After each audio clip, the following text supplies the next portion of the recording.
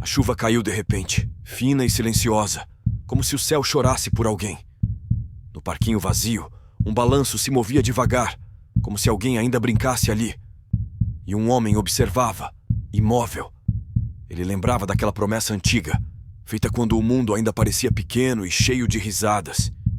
Naquele mesmo parquinho, muitos anos antes, dois amigos brincavam na lama e riam do trovão.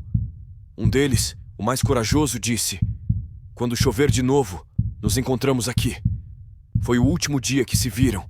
Dias depois, a chuva voltou, mas só um deles pôde escutar o som. O menino cresceu, mudou de cidade, de escola, de sonhos. A vida o empurrou para longe da infância, e o nome do amigo começou a sumir da memória, como letras escritas na areia da praia.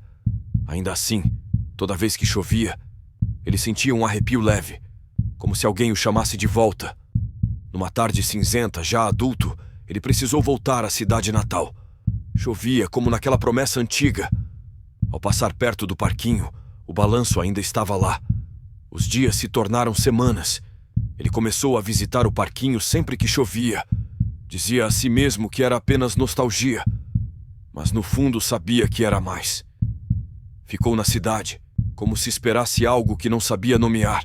Numa dessas tardes, um guarda-chuva azul estava encostado na árvore do parquinho, o mesmo que o amigo usava. O som da chuva ficou mais alto. Uma risada infantil ecoou. E por um instante ele viu uma sombra pequena correndo ao redor do escorregador. Tentou seguir aquela risada, mas não conseguiu. O corpo pesava. A lembrança vinha inteira agora. O acidente, a notícia, o enterro. Ele nunca tinha ido se despedir. E talvez, por isso o amigo ainda esperava. Com o tempo, a saúde começou a fraquejar. O corpo cansou, mas ele nunca deixou de pensar no amigo. Um dia, o trouxeram ao hospital. O som constante do monitor se misturava à chuva do lado de fora. Quando o silêncio chegou, ele se viu de novo lá, no parquinho. O amigo o esperava sob a árvore, sorrindo com dois guarda-chuvas. Eles saíram correndo juntos, rindo como antes. As poças refletiam o céu em paz. E pela primeira vez, o som da chuva parecia leve, como um reencontro. "E você ainda se lembra de quem prometeu encontrar na chuva?"